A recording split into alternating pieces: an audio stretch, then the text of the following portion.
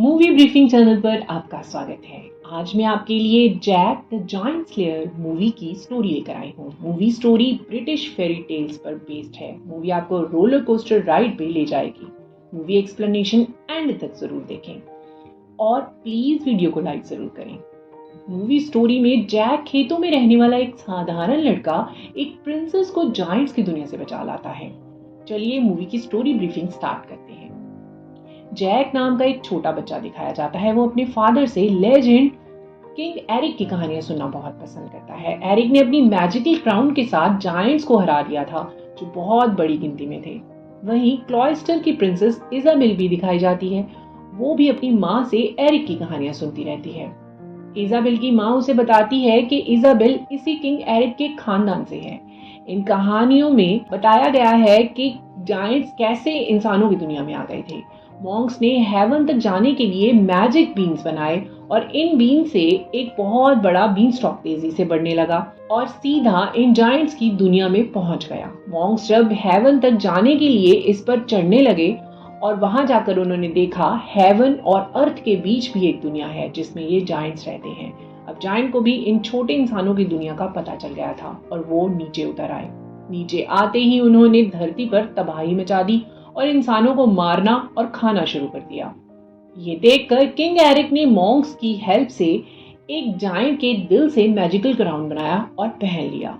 और जैसे ही king crown को पहनकर इन जायंट्स के सामने आया, उन सब ने उसे अपना किंग मानकर घुटने टेक दिए। किंग ने उन्हें उनकी दुनिया में वापस आने का हुक्म दिया और वो सब जायंट्स अपनी दुनिया में वापस चले गए। किंग एरिक के मरने के बाद बचे हुए मैजिकल बीन्स और क्राउन को भी उसके साथ ही दफन कर दिया गया। 10 साल बाद जैक दिखाया जाता है। बीमारी से उसके फादर की डेथ हो चुकी है, लेकिन वो अब अपने एक अंकल के साथ फार्म्स में रहता है। घर में बहुत गरीबी और खाने की कमी होने के कारण जैक के अंकल उसे एक घोड़ा बेचकर आने को कहते हैं। जैक सिटी में घोड़ा बेचने चला जाता है। वहां वो देखता है कि किंग एरिक की कहानियों पर शो हो रहा है। जैक भी वो शो देखने चला जाता है। वहीं वो पहली बार इजाबेल को देखता है। प्रिंसेस यहाँ भेस बदल कर आई होती है। वहां की जनता और जैक को नहीं पता वो प्रिंसेस है। कुछ लोग इजाबेल को परेशान करने लगते हैं। जैक जाकर उसे उन बदमाशों से बचाने की कोशिश करता है। तभी सोल्जर एलमंड और सोल्जर्स वहां इजाबेल को लेने आ जाते हैं। टाउन की जनता उनको देखते ही घुटने टेक देती है और जैक देखता है कि वो साधारण सी लड़की प्रिंसेस है और प्रिंसेस सोल्जर्स के साथ वहां से चली जाती है। कुछ देर बाद एक मॉन्क जैक के पास आकर उसे कुछ बीन्स के बदले में घोड़ा देने को कहता है अगर जैक ये बीन्स जाकर उसके दूसरे मॉन्क साथियों को दे देगा तो उसे उसके पैसे मिल जाएंगे। वो मॉन्क कहता है कि ये मामूली बीन्स नहीं है, ये मैजिकल बीन्स हैं और दुनिया बदलने की ताकत रखते हैं। बस वो एक बात याद रखे कि वो इन बीन्स को कभी भी गीला ना होने दे। ये मॉन्क रॉड्रिक के रूम में से ये बीन्स चुरा कर लाया है और रॉड्रिक ने इस मॉन्क को वहां से जाते देख लिया होता है। जब रॉड्रिक अपने रूम में जाता है, उसकी हालत देखता है कि बीन्स गायब हैं, लेकिन वो क्राउन वहीं पर है। रॉड्रिक अपने चेले विक को उस मॉन्क को ढूंढ लाने को कहता है। ये वही किंग एरिक का क्राउन है जो रॉड्रिक ने अपने पास छुपा रखा था। वहीं जैसे ही वो मॉन्क जैक के घोड़े से सिटी से बाहर निकलने लगता है, पकड़ा जाता है, लेकिन वो बीन्स अब जैक के पास आ जाते हैं।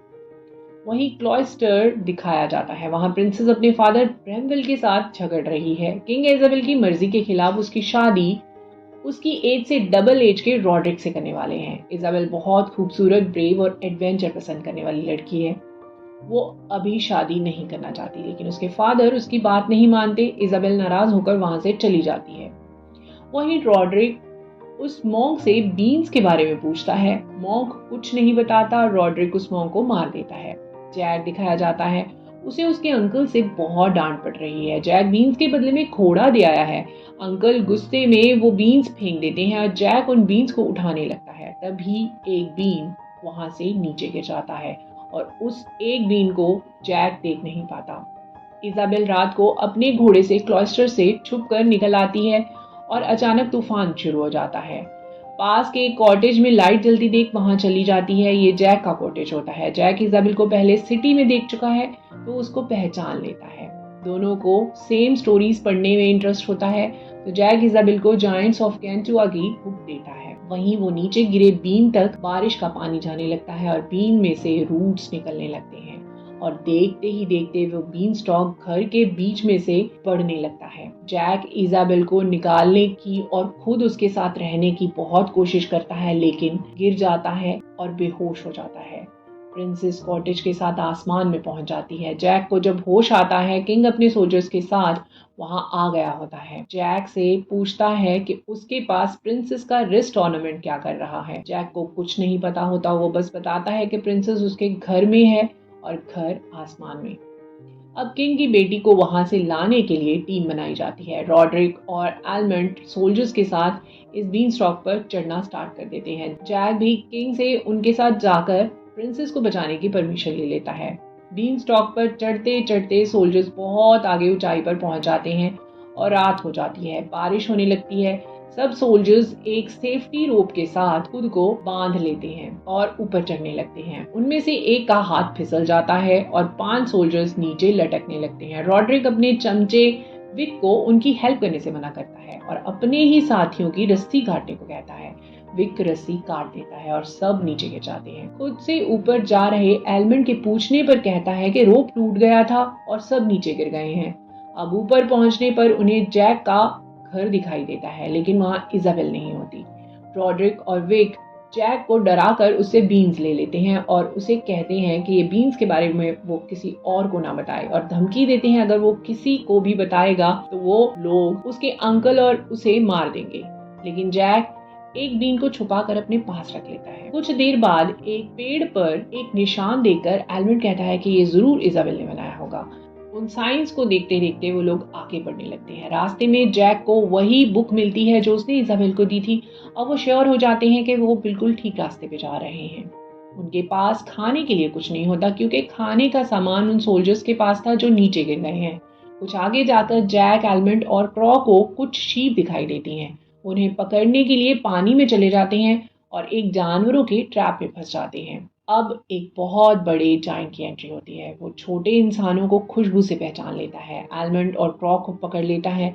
जैक पानी में खुद को छुपाकर बचा लेता है। जैक उसका पीछा करता है और जायंट के गढ़ में पहुंच जाता है। ये वैसी ही दुनिया होती है जैसी जैक ने हमेशा कहानियों में सुनी थी। यहीं 2 सिर वाले जायंट लीडर फॉलर ने इजाबेल को पकड़ रखा है और उसकी खुशबू से पहचान गया है कि वो किंग एरिक के खानदान से है। एरिक को जायंट अपना दुश्मन मानते हैं और इजाबेल से नफरत करते हैं। रॉड्रिक दिखाया जाता है, वो लास्ट बचे सोल्जर को नीचे इजाबेल दिखाने पहाड़ी के किनारे ले जाता है और उसे वहां से नीचे धक्का दे देता है। तभी एक जायंट आकर विक को उठाकर खा जाता है और एक और जायंट रॉड्रिक को खाने के लिए जैसे ही उसे उठाने लगता है, रॉड्रिक अपने बैग से क्राउन निकाल लेता है। जायंट को क्राउन देखते ही रॉड्रिक को अपना किंग मानना पड़ता है। दूसरा जायंट एलमंड और क्रॉ को फॉलन के पास ले जाता है। फॉलन क्रॉ को खा लेता है। इसके बाद वो इजाबेल और एलमंड को जैसे ही खाने लगता है, तभी रॉड्रिक सब गुलाम बनाए जायंट्स लेकर वहां आ जाता है। ना चाहते हुए भी क्राउन देकर फॉलन को भी उसे अपना किंग मानना पड़ता है। अब रॉड्रिक सभी जायंट्स को कहता है कि वो अपने हथियारों को तैयार कर लें। उन्हें सबसे पहले क्लॉस्टर पर अटैक करना होगा और उसके बाद पड़ोसी किंगडम्स पर भी अटैक करेंगे। इजाबेल और एलमंड को वहां से ले जाया जाता है। जैक दूर से उन्हें देख लेता है और पीछा करता है। वहीं चला जाता है जहां एलमंड को एक जायंट सॉल्ट लगाकर तंदूर में कुक करने के लिए रख देता है।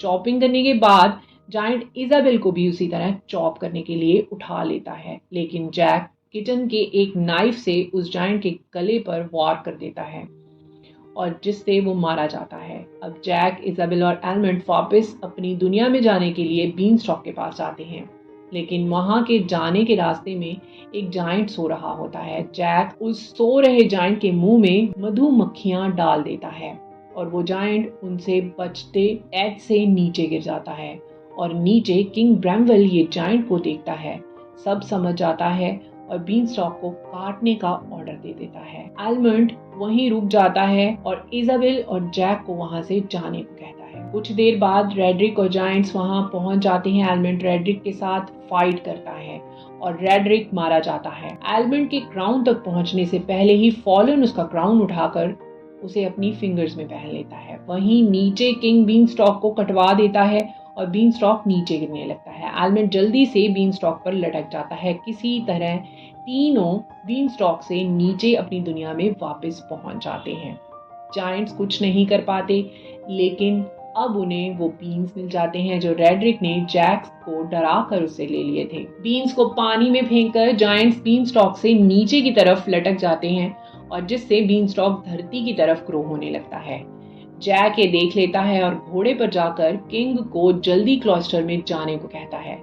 क्लॉइस्टर का गेट बंद कर दिया जाता है। एलमेंट क्लॉइस्टर के सब तरफ ऑयल डालकर पहले ही तैयार खड़ा होता है। जैसे ही किंग गेट से अंदर आ जाता है, एलमेंट वहां आग लगवा देता है और गेट भी बंद होने लगता है। जैक बिल्कुल लास्ट मिनट में गेट बंद होने से पहले पहुंच जाता है। फॉलन भी बंद हो रहे गेट पर लटक जाता है। एलमेंट तीरों से उस पर अटैक करवाता है और फॉलन नीचे आग में गिर जाता है। बाकी जायंट्स भी हार नहीं मानने वाले होते, वो भी गेट को खोलने की कोशिश करने लगते हैं। किंग इजाबेल को किंग चैम्बर में जाकर एक लाइट जलाने को कहता है जिससे बाकी सब किंगडम्स को इस खतरे का मैसेज मिल जाए। फॉलन पानी में गिर गया होता है लेकिन मरा नहीं होता। वो किले के बीच में से निकलकर बाहर आ जाता है। जैक और इजाबेल को उससे अपनी जान बचाने के लिए भागना पड़ता है, लेकिन फॉलन उन्हें पकड़ लेता है। अब जैक वो लास्ट बीन यूज करता है जो उसने अपने गले के लॉकेट में रखा होता है। ये बीन फॉलन के मुंह में फेंक देता है। अब ये बीन फॉलन के अंदर रूट्स बनाता है और एक बड़ा बीन स्टॉक तेजी से बनने लगता है और फॉलन की बॉडी के टुकड़े हो जाते हैं। जैक फॉलन से क्राउन ले लेता है। उधर बाकी के जायंट्स किले के अंदर आ जाते हैं, लेकिन जैक क्राउन लेकर वहां आ जाता है और उन्हें कंट्रोल कर लेता है। जायंट्स को उनकी दुनिया में वापस जाने को कहता है और बीन स्टॉक काटने को कहता है। प्रिंसेस और एक फार्मर जैक की शादी हो जाती है। जैक दिखाया जाता है वो अपने बच्चों को वही जायंट्स की स्टोरी सुना रहा होता है। लास्ट सीन में दिखाया जाता है कि समय बीतने के बाद मैजिक क्राउन को किंग एडवर्ड के क्राउन में लगा दिया गया था और उसे टाउन ऑफ लंदन में रखा गया है। कहानी के साथ ही खत्म हो जाती है।